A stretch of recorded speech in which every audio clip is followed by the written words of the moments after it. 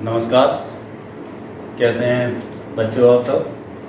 स्वागत है आपका आपकी चैनल कौटिल्य एकेडमी में। और आज हम लोग पढ़ने जा रहे हैं सॉल्यूशन चैप्टर से राउल्स लॉ।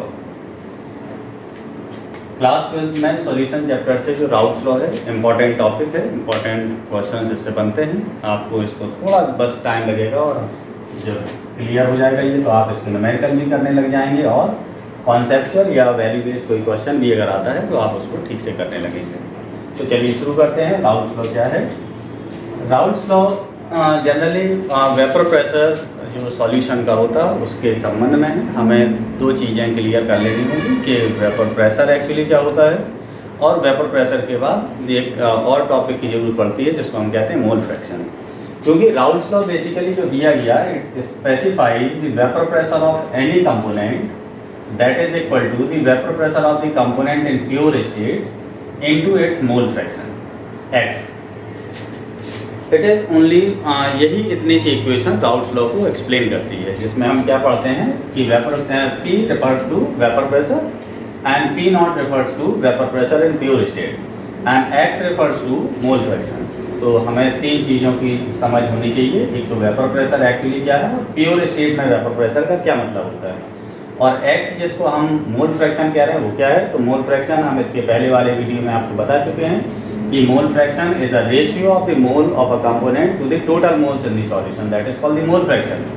और P नॉट यानी कि vapour pressure in pure state means के vapour pressure of the solvent या जो कंपोनेंट है वो जब तक सॉल्यूशन की स्टेट में नहीं है, जब तक वो सॉल्यूशन की स्टेट में नहीं आया उस टाइम पे उसका वेपर प्रेशर क्या है, that is called the vapour pressure in pure state. और जब सॉल्यूशन बन गया, हमने सॉल्यूट को मिला दिया सॉल्वेंट के साथ में, सॉल्यूशन बन गया है, तो उस टाइम पे भी उस कंपोनेंट का कुछ वेपर प्रेशर होगा, उसको हम क्या कहते हैं P, यानी कि vapour pressure of the component that is equal to, यानी कि सॉल्यूशन में किसी भी कंपोनेंट का वेपर प्रेशर P है और उसी कंपोनेंट का वेपर प्रेशर तब जब सॉल्यूशन नहीं बना है तो P नॉट है। बात समझ गए। तो P नॉट क्या है, तब का वेपर प्रेशर जब सॉल्यूशन नहीं बना है, और P तब का वेपर प्रेशर है जब सॉल्यूशन बन गया। तो P is equal to P naught into एक्स, that is called the Raoult's law. अब राउल्स लॉ जो दिया गया वो दो तरह के सॉल्यूशंस पे अप्लाई होता है। एक ऐसा सॉल्यूशन जिसमें जो ऐड किया गया सॉल्यूट है वो वॉलेटाइल नेचर का हो, और एक टाइम में ऐसा होता है कि ऐड किया गया जो सॉल्यूट है वो नॉन वॉलेटाइल नेचर का हो। तो depending upon the nature of solute, क्योंकि सॉल्यूट कितने होते हैं, दो तरह के होते हैं। एक तो सॉल्यूट ऐसा हो सकता है जो वॉलेटाइल नेचर का हो। वॉलेटाइल अगर नेचर का सॉल्यूट है तो ये ऐसा सॉल्यूट होगा जो सॉल्यूशन में जब ऐड है तो अगर हम उसको हीट करेंगे तो सॉल्यूशन का जो वेपर प्रेशर होगा, सॉल्यूशन के वेपर प्रेशर में सॉल्यूट के वेपर प्रेशर का भी कंट्रीब्यूशन होगा। लेकिन अगर ये एक नॉन वॉलेटाइल सॉल्यूट है तो सॉल्यूशन के वेपर प्रेशर में सॉल्यूट का कोई कंट्रीब्यूशन नहीं होगा, राइट। तो because non-volatile solute does not go into the vaporization process, whereas the volatile solute go into the vaporization process. जो volatile solute होता है वो vaporize होता है और जो non-volatile solute होता है वो vaporize नहीं होता। तो जब non-volatile solute vaporize नहीं होता तो solution के vapor pressure में obvious ही बात है कि इसका कोई contribution नहीं होगा, लेकिन जो volatile solute होगा उसका vapor pressure में contribution होगा। तो अब राउल्स लॉ भी जो है वो दो तरह से हम समझेंगे। एक ऐसी स्थिति में जबकि सॉल्यूशन में वॉलेटाइल सॉल्यूट है और एक ऐसे टाइम पे राउल्स लॉ जबकि सॉल्यूशन में नॉन वॉलेटाइल सॉल्यूट है। तो हम पहले पढ़ते हैं Raoul's law for the solution containing volatile solute. तो हम इसको हेडिंग बना लेते हैं Raoult's law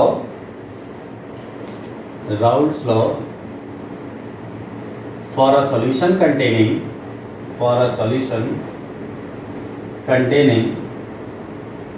volatile solute, right. तो हम एक ऐसा सॉल्यूशन कंसीडर किया है जिसमें सॉल्यूट किस तरह से ऐड किया है हमने, वॉलेटाइल नेचर का है, सॉल्यूट वॉलेटाइल है। तो अब हम देखिए सॉल्यूशन की जनरली हमें कॉन्सेप्ट मालूम है कि every solution has a solute and the solvent resulting into the formation of solution.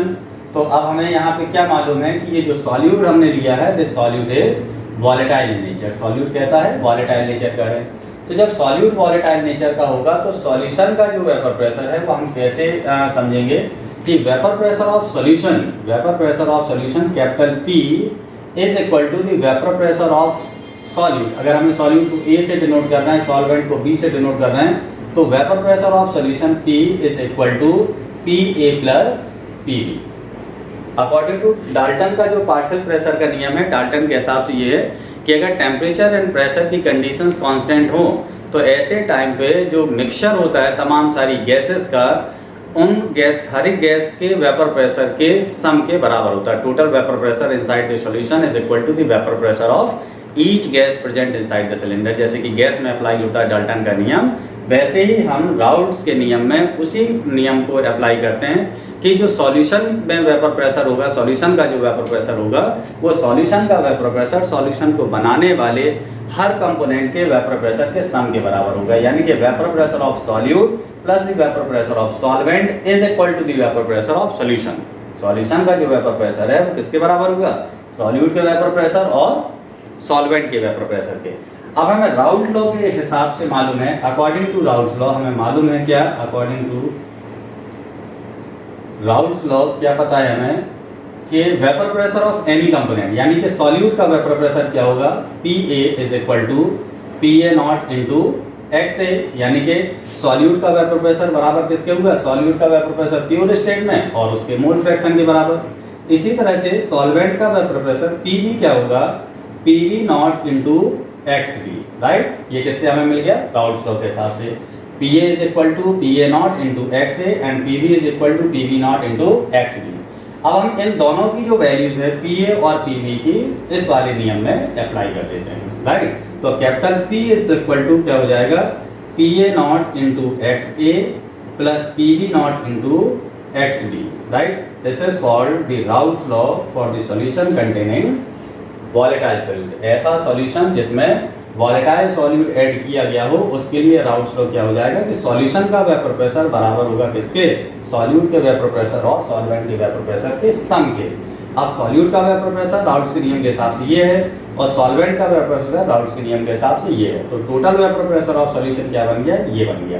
तो ये तब है जबकि सॉल्यूट का भी कंट्रीब्यूशन है वेपराइजेशन में और सॉल्वेंट का भी कंट्रीब्यूशन है वेपराइजेशन में। देखिए, वेपराइजेशन के कॉन्सेप्ट को आप ओमिट नहीं कर सकते। आप पहले जनरली एक कॉन्सेप्ट जो वेपराइजेशन का है वो स्पष्ट होना चाहिए कि मान लीजिए ये कंटेनर है और इस कंटेनर में हमने लिक्विड एक सरफेस लेवल पे ले लिया है, तो ये इस तरह से वो कंपोनेंट हैं जो सरफेस में प्रेजेंट हैं।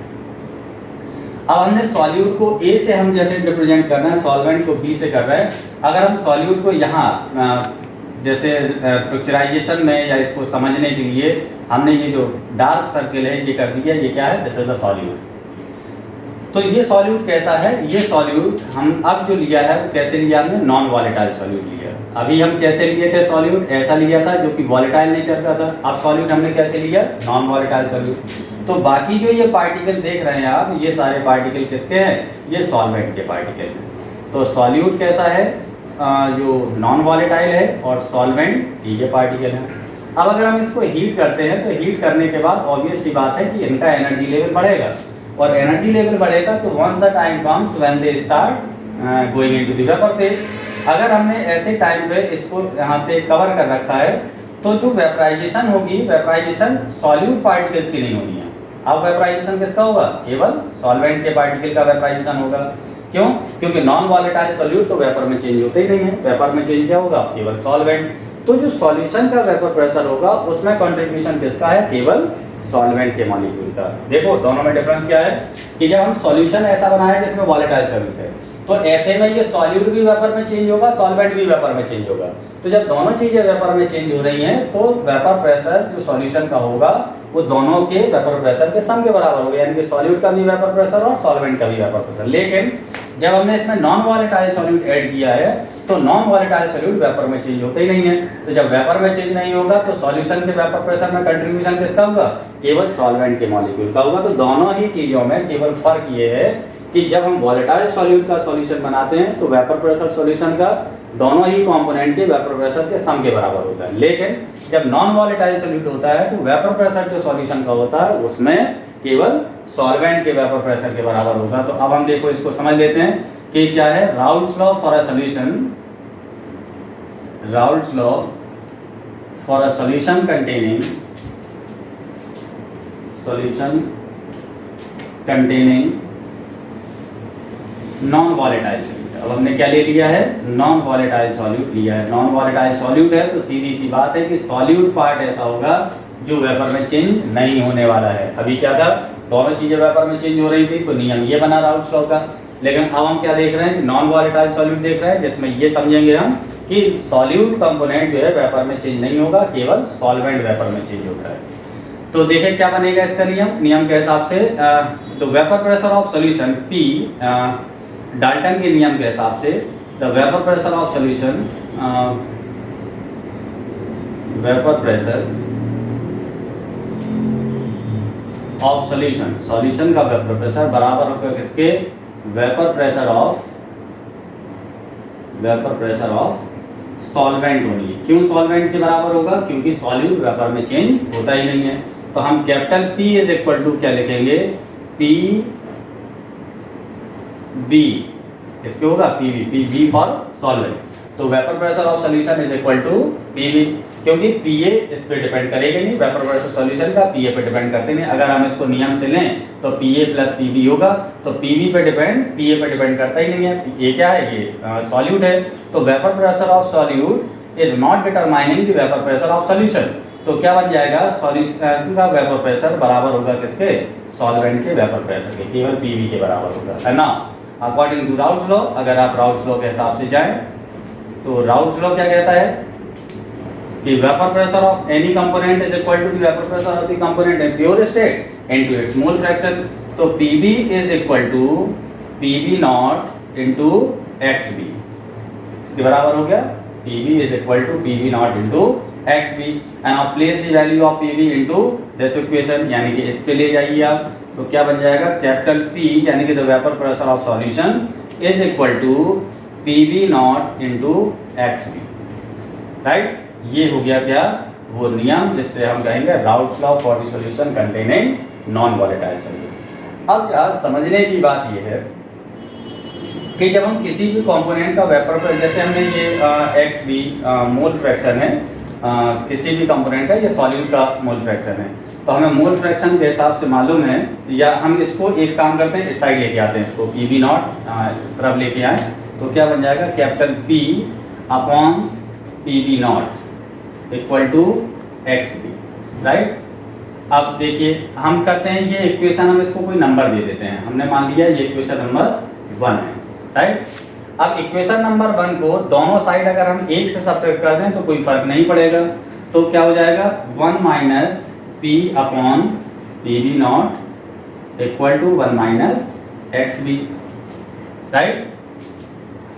तो क्या बन गया equation, this becomes equal to PB naught minus P upon PB naught equal to, चूंकि हमें मालूम है, यहाँ एक बात समझ लीजिए कि XA plus XB is equal to 1, है ना। XA plus XB equal to 1, तो XA इक्वल टू क्या हो जाएगा, XA equal to 1 minus XB। तो अब हम 1 माइनस XB की जगह क्या लिख सकते हैं, XA लिख सकते हैं। XA क्या है, सॉल्यूट का मोल फ्रैक्शन, क्या हो गया, सॉल्यूट का मोल फ्रैक्शन। तो इक्वेशन क्या बनेगी, PB minus P upon PB is equal to XA। अब चूंकि हमको मालूम है XA यानी कि mole fraction of solute equal to क्या है, मोल ऑफ सॉल्यूट यानी Na upon Na plus Nb, क्या हो गया, Na प्लस Nb। तो हम इसको Na प्लस Nb में, चूंकि सॉल्यूट जो कंपोनेंट होता है उस पर डिपेंड करता नहीं है वेपर प्रेशर, तो हम इसको क्या लिख सकते हैं, या इसको हम इसमें प्लेस करते हैं वैल्यू कि PB naught minus P upon PB naught equal to Na upon Na plus Nb, right.